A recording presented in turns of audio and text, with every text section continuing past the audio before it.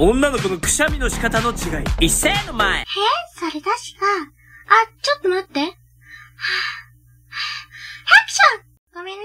特集。ちょっと最近花粉症でくしゃみ止まんないんだよね。それくしゃみ？